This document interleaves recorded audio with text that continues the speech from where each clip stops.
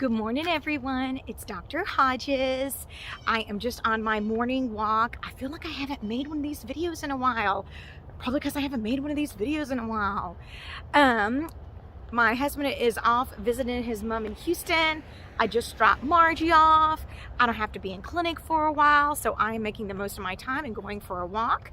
And it's a little chilly. However, whenever I went to one of my bariatric conferences, I was eating lunch and I sat next to this gentleman up at the bar where they were having, where I was eating my burger. It was a turkey burger.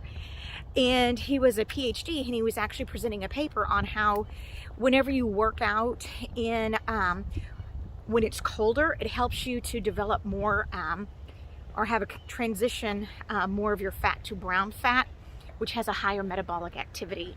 So in essence, he said, if you're gonna work out, you don't have to get all bundled up if it's chilly outside because it actually can help your metabolism. That's the long and short of it. So that's your first little tip of the day.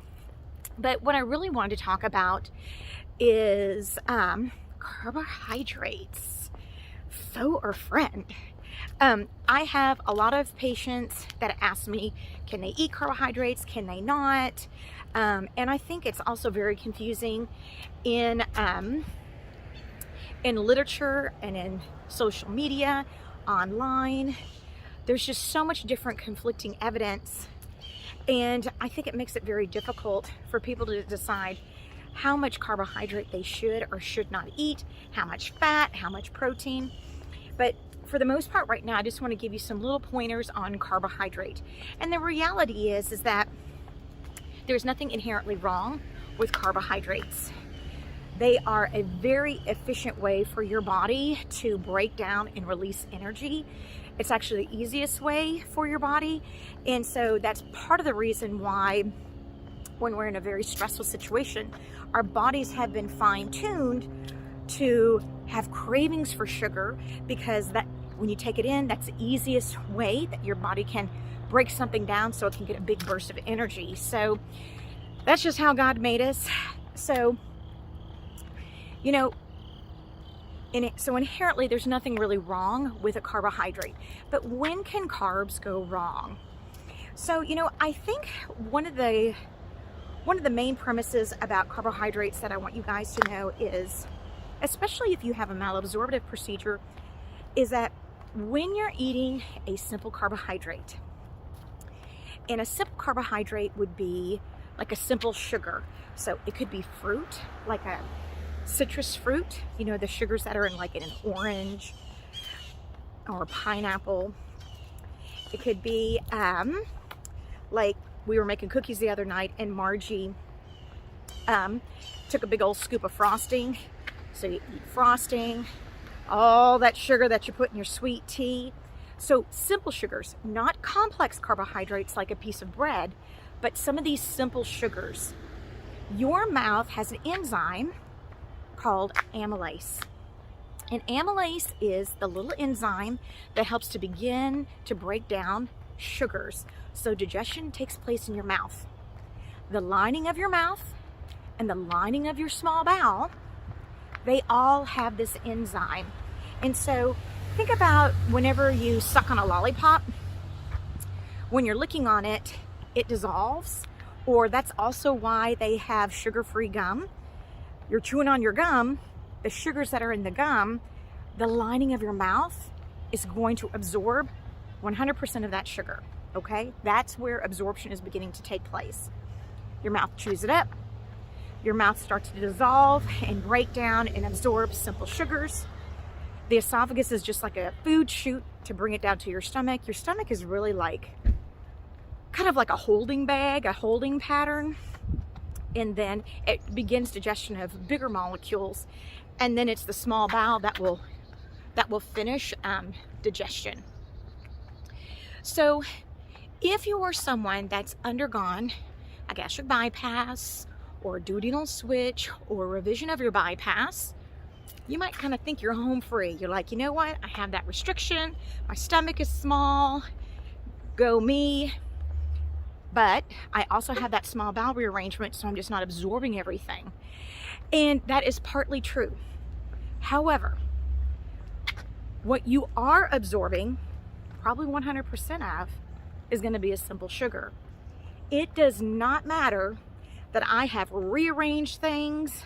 For instance, if you have a duodenal switch, it doesn't matter if your common channel is 100 centimeters. That's only like 2 to 3 feet.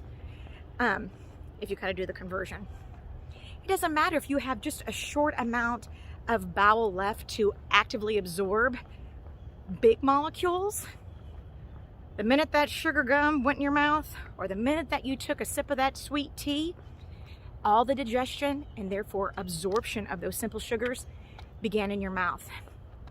And that is why whenever you see people that have had surgeries, like an old bypass, or a new bypass for that reason, if you've ever seen someone, they've had a duodenal switch or a mini bypass or any of these malabsorptive procedures, and you see over time they've begun to have a little bit of weight regain, you need to look to see what their diet is.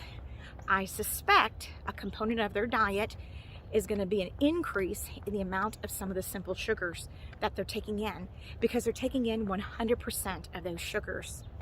Now, then people will ask, why aren't you getting dumping syndrome?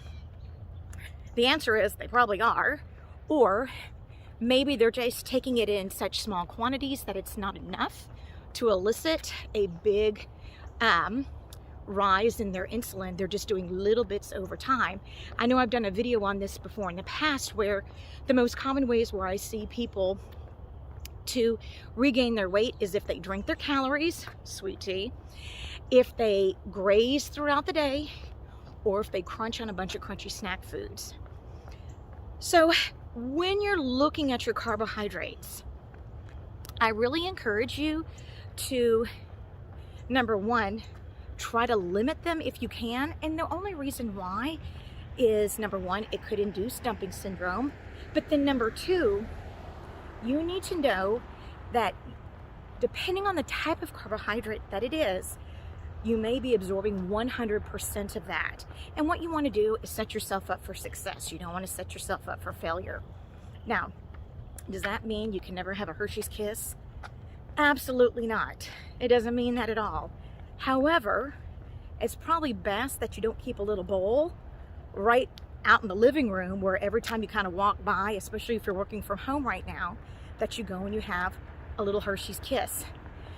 Because that over time, it's going to start to work against you, because again, you are going to absorb 100% of that.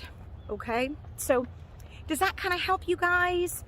Once I had really started looking into digestion and also looking at what are some of the behaviors that people have, I really was able to finally see that connection, and I was really happy to start being able to share that with my friends. So the take home is, there's nothing inherently wrong with a carbohydrate.